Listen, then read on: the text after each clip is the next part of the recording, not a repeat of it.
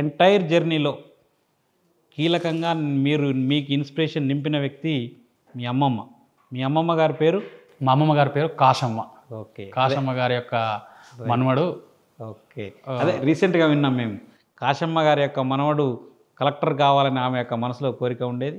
Okay, కలెక్టర్గా అవకాశాన్ని ఇవ్వకపోయినా అంతకంటే అంటే అదే దానికి ఈక్వల్గా రాబోయే రోజుల్లో మీరు ఒక జిల్లాకి ఎస్పీగా రావడానికి అవకాశాన్ని ఇచ్చిందని సంతోషిస్తున్నాం. తర్వాత అంటే ఈ కాంపిటేటివ్ ఎగ్జామ్స్ అంటే ఉంటాయి, ఇట్లా ప్రభుత్వ ఉద్యోగాలు ఈ స్థాయిలో ఉంటాయనే ఈ గైడెన్స్ ఎక్కడి నుంచి మీరు తీసుకోగలిగారు? నేను ఎప్పుడైతే ఉస్మానియా యూనివర్సిటీకి పీజీకి వచ్చినో, పీజీకి వచ్చినాక ఈ యొక్క కాంపిటేటివ్ ఎగ్జామ్ గురించి నాకు బాగా అర్థమైంది. అంతకుముందుకు నాకు ఒక చిన్న విషయం, చిన్నప్పుడు 5వ తరగతి నేను మా ఊరికి స్కూల్ బిల్డింగ్ ఓపెనింగ్ చేయడానికి నీలం సహాని మేడం కలెక్టర్ గారు వచ్చారు. నీలం సహాని గారు అక్కడ మాకు కలెక్టర్ ఉండే నల్గొండలో, తను మా స్కూలు బిల్డింగ్ ఓపెన్ చేయడానికి వచ్చింది. అప్పుడు ఒక చిన్న సన్నివేశం నా మనసులో నాటుకుపోయింది. ఏంటంటే ఆమె వచ్చింది, మేడం గారు ఆ రిబ్బన్ కట్ చేయడానికి చిన్నపిల్లలతో కట్ చేపిస్తానని చెప్పేసి స్కూల్లో నేను చదువుకుంటుంటే నాతో ఆ రిబ్బన్ కట్ చేయించింది. ఆ రోజు ఇంటికి వెళ్ళిన తర్వాత ఆ మేడం కలెక్టర్ అని అవన్నీ మనకు తెలియదు. ఆ రోజు ఇంటికి వెనక మా అమ్మని అడిగిన, ఏంటమ్మా ఈరోజు వచ్చిన మేడం ఎవరంటే, ఆమె కలెక్టర్ కొడుక, ఓ కలెక్టర్ అయితే ఇంత ఏమంటారు అట్టహాసంగా ఇవన్నీ బండ్లు కార్లు ఇన్ని వస్తాయని అంటే, అవును కొడుక చదువుకుంటే అట్లా అవుతారు రా అని అప్పుడు పడ్డ ఒక చిన్న బీజం అది ఈరోజు అది వృద్ధిలోకి తీసుకొచ్చింది. ఓకే, ఇప్పుడు గ్రూప్ 1 సాధించంటే రాష్ట్రంలో అత్యున్నత ఎగ్జామ్ ఏదైనా ఉంది అంటే అది గ్రూప్ 1. దాంట్లో టాప్ లెవెల్ పోస్ట్, మంచి పోస్ట్కి ఎంపిక కావడానికి ఆ సన్నివేశం ఇన్స్పిరేషన్గా నిలిచింది. ఓకే, ఇప్పుడు ఈ ఉస్మానియాలో పీజీ చేస్తున్న సమయంలో ఇటు కాంపిటేటివ్ పట్ల ప్రిపేర్ కావాలి. దాంట్లో మీరు మొదటగా రాసిన ఎగ్జామ్స్ ఏంటి, ఆ ఫలితాలను ఎట్లా మీరు స్వీకరించగలిగారు? నేను ఎప్పుడైతే పీజీ ఎంఎస్సీ కెమిస్ట్రీ చేసినో, కెమిస్ట్రీ తర్వాత వెంటనే నాకు ఎప్పుడైతే ప్రైవేట్ ఫీల్డ్లో రెడ్డి ల్యాబ్లో జాబ్ వచ్చింది. అయితే అందులో కొన్ని రోజులు చేసేసి ఆ తర్వాతకి ఇప్పుడు ఎన్నాళ్ళు ఉన్న ప్రైవేట్ అనే ఉద్దేశంతో ఇది మన వరకే పనికి వస్తుంది, సొసైటీకి పనికి రావట్లేదని దాన్ని వదులుకొని గవర్నమెంట్ ఫీల్డ్ వైపు వెళ్ళాలని నిశ్చయించుకున్నా 2013-14లో. అప్పుడు నోటిఫికేషన్స్ లేవు, తెలంగాణ ఉద్యమం, తెలంగాణ ఎయిర్ ఫార్మేషన్ టైం అది. అప్పుడు సెంట్రల్ గవర్నమెంట్ రైల్వేస్ రాసిన, రైల్వేలో వచ్చింది. ఓకే, ఆ తర్వాతకి ఆ రైల్వేలో కొన్ని రోజులు చేసి ఆర్ఆర్బి గ్రూప్ డీలో ఓకే టెక్నికల్ ఆఫీసర్గా నాకు సెలెక్ట్ అయినా. ఓకే, అది అయిన తర్వాతకి అది చేస్తుంటే నైట్ డ్యూటీ, డే డ్యూటీ ఉండేది. ఆ టైంలో నాకు సమయం సరిపోవట్లేదు, ఇది ఓన్లీ ఇది సొసైటీకి అంతా ఉపయోగపడట్లేదు అనే భావన నా లోపల కలిగి సాటిస్ఫాక్షన్ లేక దాని నుంచి స్టేట్ గవర్నమెంట్ రాయాలని ఫిక్స్ అయినప్పుడు ఈ నోటిఫికేషన్ రావట్లేవు. అప్పుడు నోటిఫికేషన్ రాకపోయేసరికి ఆ రైల్వే జాబ్ని ఎంఎస్ ధోని ఆ సినిమా చూసిన, ఆ సినిమా చూసి ఎంఎస్ ధోని రైల్వేలో అతనికి జాబ్ వస్తే ఆ జాబ్ విడిచిపెట్టి క్రికెట్ కోసం తను ఆ ఎంటైర్ మూవీలో అది జరుగుతుంది. ఓకే, నాకు కూడా సేమ్ అట్లాంటి రైల్వే జాబే ఉంది, దీన్ని వదులుకుంటే గొప్ప ప్రయత్నంగా మనం ప్రయత్నం చేస్తే మనకు అది మంచి రిజల్ట్ వస్తున్న ఉద్దేశంతో నేను అది స్ఫూర్తిగా నాకు అనిపించి నేను ఏం చేసిన అంటే దాన్ని విడిచిపెట్టి ప్రిపరేషన్లోకి వచ్చిన. అప్పుడు క్యాంపస్లో ఉంటూ ఇక్కడనే ఇన్స్టిట్యూషన్ మన క్యాంపస్లో ఉంటూ తరోగా ప్రిపేర్ కావడం జరిగింది. నోటిఫికేషన్ రాలే. ఆ తర్వాత ఫారెస్ట్ ఆఫీసర్ రాస్తే అది వచ్చింది. ఆ తర్వాతకి పంచాయతీరాజ్ డిపార్ట్మెంట్లో సెక్రటరీ రాస్తే అది వచ్చింది. అప్పుడు పోలీస్ ఎగ్జామ్స్ ఎస్ఐ ఎగ్జామ్ రాస్తే అది రాలేదు. ఓకే, కానీ ఈరోజు ఆ యొక్క దాంట్లో ఫలితాలు హైరార్కీకే సెలెక్ట్ కావడం, నాకు డిఎస్పీగా సెలెక్ట్ కావడం సంతోషాన్ని ఇచ్చే విషయం. ఓకే, మొదటగా ఆర్ఆర్బిలో టెక్నికల్ ఆఫీసర్, తర్వాత forest beat officer, next Panchayati Raj డిపార్ట్మెంట్లో సెక్రటరీగా, జూనియర్ పంచాయతీ సెక్రటరీ, ఆ తర్వాత పంచాయతీ సెక్రటరీగా కొంతకాలం పనిచేశారు. స్టిల్ మన ఈ గ్రూప్ 1 వచ్చేంత వరకు కూడా పనిచేస్తూ ఉన్నారు.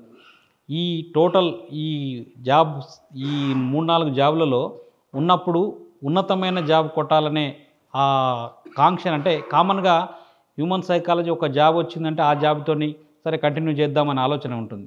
బట్ మీరు చిన్నప్పుడు ఏదైతే మీ మనసులో నాటుకుపోయిందో ఆ లక్ష్యాన్ని సాధించడానికి మీరు చేసిన ప్రయత్నం. ఇప్పుడు పంచాయత్ సెక్రటరీగా చేసేటప్పుడు ఒక గ్రామానికి నేను సర్వీస్ చేయగలుగుతున్నా, ఉన్నటువంటి 1000 మంది ప్రజలకు సేవ చేయగలుగుతున్నాం. అయితే ఇదే ఉన్నత స్థాయి పోస్ట్కి వెళ్తే ఒక జిల్లా స్థాయిలో మనం చేయగలుగుతాం కదా, మనం ఎందుకు ఇక్కడనే ఉండాలనేటువంటిది నాకు బాగా స్ఫూర్తినిచ్చి, ఇక్కడ మాత్రమే ఉంటే కొంతమందికి సహాయం చేయగలుగుతున్నాం, మనం సర్వీస్ చేయగలుగుతున్నాం. అది పెద్ద పోస్ట్కి వెళ్తే మనకు అనేక మందికి సర్వీస్ చేయొచ్చిన మోటోతోని నేను అప్పుడు గ్రూప్ 1ని లక్ష్యంగా ఎంచుకొని అదే కంటిన్యూషన్లో ఉన్నాను. అది లాంగ్ టైం కన్సిస్టెన్సీ వల్ల ఇది వర్కౌట్ సాధ్యమైంది. ఓకే, అంటే 2022లో మొదటగా ఈ గ్రూప్ 1 జర్నీ స్టార్ట్ అయింది. అంటే అంతకంటే ముందు నుంచే మీకు ఒక గ్రూప్ 1 రాయాలనే లక్ష్యంతో ఉన్నాం. మరి గ్రూప్ 2, గ్రూప్ 3 ఇవి రాసే ప్రయత్నం చేసినా గతంలో? 2016లో గ్రూప్ 2 రాసిన. 2016లో అప్పుడు గ్రూప్ 1 నోటిఫికేషన్ లేవు కాబట్టి అది గ్రూప్ 2 రాసినా కానీ ఆ గ్రూప్ 2లో నేను వైఫల్యం చెందిన. నాకు అనుకున్నంత స్థాయిలో నేను పర్ఫార్మెన్స్ చేయలేకపోయినా అప్పుడు గ్రూప్ 2ని చేసి నాకు ఆబ్జెక్టివ్ స్కిల్స్ కంటే ఈ డిస్క్రిప్టివ్ స్కిల్స్ ఎక్కువ ఉన్నాయని నాకు అర్థమయ్యి మళ్ళీ ఏదైతే నేను మధ్యలో గ్రూప్ 2 కోసం కొంచెం డీవియేషన్ చదివాను తిరిగి మళ్ళీ దానికి మళ్ళీ ఎప్పుడు గ్రూప్ 2 లాంటివి ఆబ్జెక్టివ్ కాకుండా డిస్క్రిప్టివ్ సబ్జెక్టివ్ అనేది చదవాలని చెప్పేసి మొత్తానికి నేను గ్రూప్ 1నే మళ్ళీ అప్పుడే డిసైడ్ అయ్యి గ్రూప్ 1 డిస్క్రిప్టివ్ ఆన్సర్స్ని మంచిగా రాయగలుగుతా అనే మీ దాంతో ఇటు రాగలిగారు. నెక్స్ట్ ఇప్పుడు ఈ డిస్క్రిప్టివ్ అంటే మనకు ప్రధానంగా రైటింగ్. మనకు 6 పేపర్స్ ఉంటే 6 పేపర్స్లో కూడా ఈచ్ పేపర్లో దాదాపుగా 40 పైగా పేజీల బుక్లెట్ను నింపాల్సిన ఆవశ్యకత ఉంటుంది. ఇటు ఫస్ట్ పేపర్ చూస్తే 3 క్వశ్చన్స్, అది దాదాపుగా 12 పేజెస్ నింపితే దాదాపు 12 × 3 40 అది. నెక్స్ట్ సేమ్ మళ్ళీ మిగతా సెకండ్ నుంచి second, third, fourth, fifth, sixth same 15 × 3 45 45 పేజీలు నింపాల్సి ఉంది. ఈ రైటింగ్కు మీరు తీసుకున్న శ్రద్ధ ఏమిటి? ప్లస్ ఈ తెలుగులో రాసేటప్పుడు కొమ్ములు, దీర్ఘాలు, ఒత్తులు దీనివల్ల కొంత టైం కిల్ అయ్యే అవకాశం ఉంది. దానికి మీరిచ్చే నెక్స్ట్ ప్రిపేర్ అయ్యే వాళ్ళకి ఇచ్చే సలహా ఏమిటి? మీరు చెప్పినట్లు ఎప్పుడైతే ఈ తెలుగులో రైటింగ్ కొంచెం టైం టేకింగ్ ప్రాసెస్. ఒక క్వశ్చన్ రాయడానికి మనం ఎక్కువ వర్డ్స్ వాడాలి, ఎక్కువ సమయం తీసుకుంటుంది. కానీ దీన్ని ట్యాకిల్ చేయాలంటే రైటింగ్ ఏమంటారు సాధనమున్న పనులు సమకూరు ధరణిలో అన్నట్టు ఏమైనా ఏదైతే ప్రాక్టీస్ చేస్తామో ఆ ప్రాక్టీస్ మనల్ని పర్ఫెక్ట్ చేసింది. దరిదాపు అంటే చెప్తే అతిశయోక్తి కాదు, నేను సుమారుగా ఒక 2 బస్తాల పేపర్లు రాసుంటాను సార్. అన్ని 2 బస్తాలు, పెద్ద సైజు బస్తాలు, 2 బస్తాలు రాసుంటా. ప్రిపరేషన్ చేస్తున్నాం అని అంటే ఆ 8 అవర్స్ రాసేది నేను అంతే. అది ఎన్ని 8 అవర్స్ చదివితే 8 అవర్స్, ఒకవేళ డ్యూటీకి వెళ్ళి ఆ టైం ఒకవేళ కన్విన్స్ లేకపోతే 6 అవర్స్ అయితే 6 అవర్స్, ఒకవేళ మనకు చదువుతూ రాస్తూ ఉండే ప్రాక్టీస్ మేక్స్ మ్యాన్స్ పర్ఫెక్ట్ అన్నట్టు మీరు ఎగ్జామ్లో సులువుగా ఆన్సర్ రాయడానికి అవకాశం దొరికింది. ఓకే, ఇప్పుడు మన మెయిన్ సబ్జెక్ట్లోకి వస్తే గ్రూప్ 1. సరే, గ్రూప్ 1 అంటే ప్రిలిమ్స్, మెయిన్స్. సిలబస్ చూస్తే చాలా వ్యాస్ట్ సిలబస్, 6 పేపర్స్. మరి ఎప్పుడైనా కాన్ఫిడెన్స్ లెవెల్స్ అంటే ఇంత పెద్ద సిలబస్ మనం ఇవన్నిటినీ వదులుకొని ఇటువైపు ప్రయాణిస్తున్నాం, మరి విజయం సాధించమా అనే ఎప్పుడైనా థాట్ మైండ్కి వచ్చిందా? అనిపించింది. ఎందుకనంటే ఈ లీకేజీలు ఈ వ్యవహారం జరుగుతున్నప్పుడు అట్లా అనిపించింది. కానీ నాకు ఒక will power, confidence by God grace ఏంటంటే మన వంతు మనం కష్టపడితే దానికి నేచర్ కానీ గాడ్ కానీ అన్నీ మనకు అనుకూలంగా జరుగుతాయి అనేది నేను బాగా విశ్వసిస్తా. అది నాకు బాగా పనిచేసింది. ఎప్పుడు చదువుతున్నా కానీ నెగిటివ్ థాట్ అనేది మనం ఎందుకు పెట్టుకోవాలనేది నా ఉద్దేశం. అనుకునేది ఏదో పాజిటివ్గా అనుకోవాలి, అనుకునేది ఏదో మనం ఆ రకంగా ప్రయత్నం చేస్తే ఎందుకు కాదు. ఇదివరకు ఎవ్వరూ సాధించలేని విజయం అయితే కాదు ఇది. అనేక మంది మన ముందు యూపీఎస్సీ కానీ గ్రూప్ 1 అనేక మంది సాధిస్తూ వచ్చిర్రు. మన వల్ల ఎందుకు కాదనేది నా క్వశ్చన్ వచ్చినప్పుడు మనం కష్టపడంలో రాజీ పడకుండా ఉంటే ఇది ఖచ్చితంగా సాధిస్తామనేటువంటి నాకు మనసులో బలంగా ఉండే. ఏ క్వశ్చన్ కూడా నాకు నెగిటివ్ అనేది లేదు, ఖచ్చితంగా వస్తుందని నేను 2014లోనే రాసి పెట్టుకున్నాను నా డైరీలో.